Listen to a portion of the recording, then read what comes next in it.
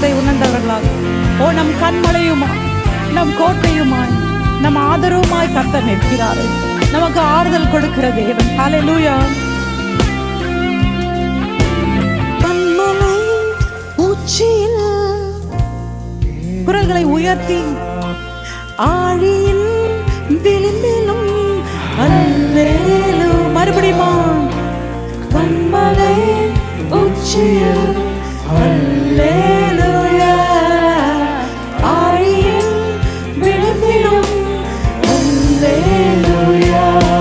நான் உயரப் போகும்போது என் வெற்றி கீதமாகும்.